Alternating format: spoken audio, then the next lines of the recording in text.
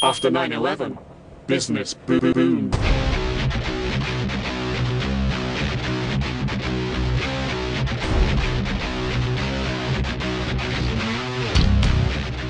Blackwater is a sleek, glossy, fast-moving sports car in the world of private security companies. Blackwater is one of the largest and most conspicuous security firms in Iraq, staffed largely by retired U.S. military, including former members of the Special Forces. They started off as a training facility. They offered range space, they trained sportsmen, they sold target systems. 5 years ago, they were just about to go under, and then this Iraq war started. Business boomed.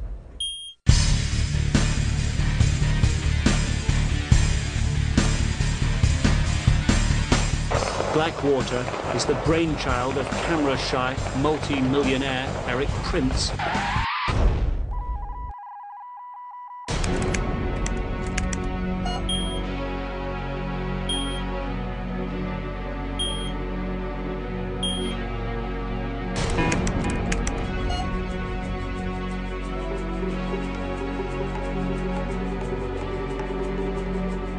Eric Prince is the son of a wealthy industrialist who made his fortune with the lighted visor for cars.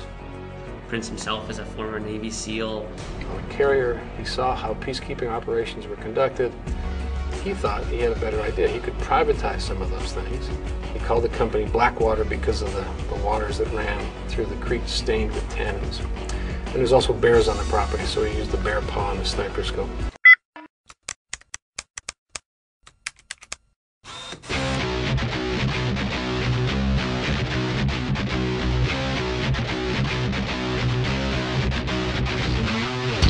Eric Prince, the owner of the company's family, has long been well connected. They have access to a lot of Republicans that are in the Senate and House, and probably to the president. You know, the family's kind of well known for backing kind of conservative causes. A big Republican contributor whose company has won more than $80 million worth of contracts from the U.S. government.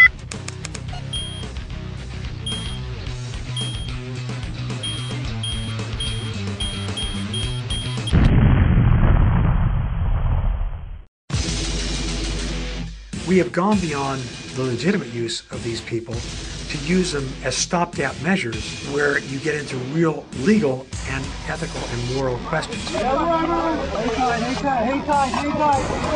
all these fuckers right here. A convoy of Blackwater vehicles passed the vehicle, and the first one kicked it off the road, and the last one, as it passed it by, shot the man in the vehicle and put 100 rounds roughly in the vehicle. Turned out the man just finished dropping off his two sons at one of our bases, Taji, because they were part of the Iraqi National Guard. So there's a certain amount of irony in that, because obviously the man was not a threat. The contractors were not under the control of the military. They were given far greater latitude, and they were allowed to do whatever they want. Certainly that did not do much for the American image. That did not win the hearts and minds of the Islamic community. Fucking niggers. The company says it can assemble hundreds of battle-ready men, a small private army at a moment's notice. To have a private army, that's a frightening concept, and one that really, I hope, doesn't take hold in this country. All we train in a group of people back here that is a black army. Such a possibility of being so out of control with no checks and balances, there's just no limit to what could happen with that kind of organization and with the kind of training that they have. Just taking cover, you got more coming. Jesus Christ, if I can fucking tell you.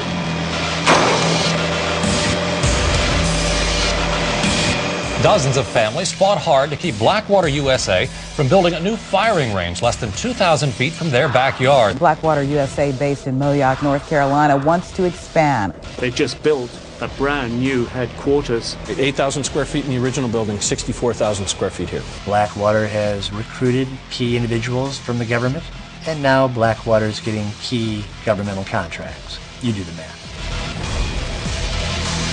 Certainly we've left room for growth. Growth, because Taylor believes Blackwater has a bright future. There's opportunities all over the world. There shouldn't be any private armies. That's just asking for trouble. When we express our concern to the commissioners, then they turn around and call us unpatriotic. And we're patriotic to the core. They're not going anywhere. They've gotten too big, and they basically do as they please. Wartime demands allow them to expand. Wartime demands allow them to expand. Wartime demands allow them to expand.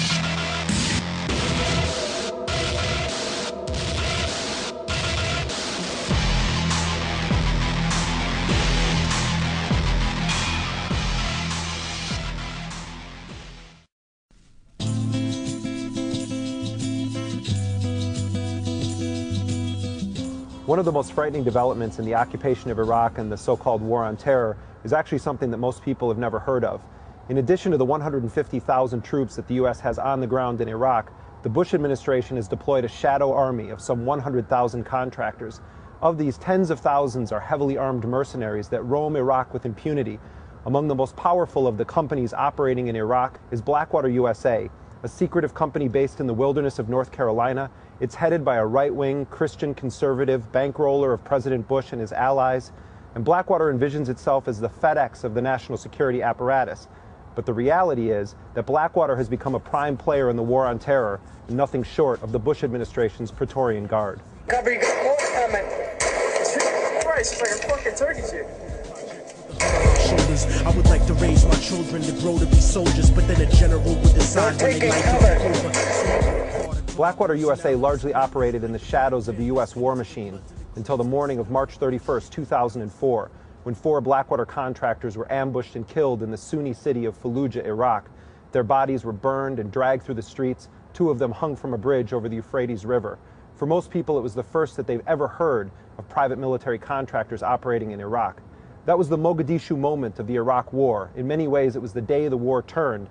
Unlike Somalia, when the Clinton administration pulled out, the Bush administration initiated a massive revenge attack. They laid siege to the city of Fallujah, killed hundreds of people, displaced tens of thousands of others, and in the process inflamed the Iraqi resistance that haunts U.S. occupation forces to this day. The Cold War's over, but the world is still getting colder. Atlas walking through the projects with the hood on my shoulder. The Bush administration came to power with a radical privatization agenda. We see it in our schools, prisons, healthcare system, and law enforcement in the United States. The occupation of Iraq and the war on terror had brought the greatest privatization of warfare in modern history. Blackwater USA has become one of the most powerful private actors in the so-called war on terror. It provides the Bush administration with an extraordinary amount of political cover. The deaths of Blackwater contractors and other war contractors are not included in the total death count, even though some 780 of them have been killed in Iraq. Their injuries don't get calculated either. Their crimes don't get punished. What you have is a revolving door. Blackwater and other companies benefit the Bush administration, and in turn, the Bush administration and its Republican allies in Congress have shielded these military contractors from any effective oversight, any effective accountability, any effective legal system. Their operations are shrouded in secrecy, and people in Congress find it almost impossible to get information about Blackwater and other companies' operations. And we know virtually nothing about this. We think about 40 cents of every dollar goes to private military contractors. We think about 800 of them have been killed in Iraq, but we don't know that. They're not even counted. And we think there's about 25,000 to maybe 40,000 engaged in military activities, in combat-related activities, but we don't know, and we can't find out.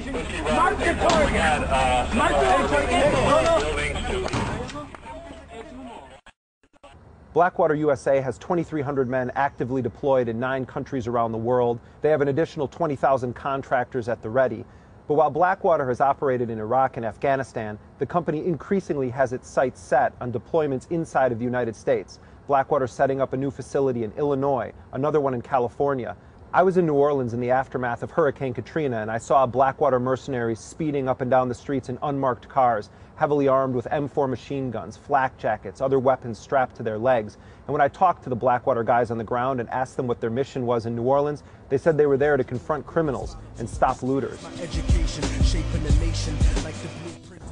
To have mercenary companies which have operated in Iraq, Afghanistan, and elsewhere in the war on terror, essentially declaring themselves above any effective laws, now deploying on the streets of U.S. cities, should be seen as an ominous threat.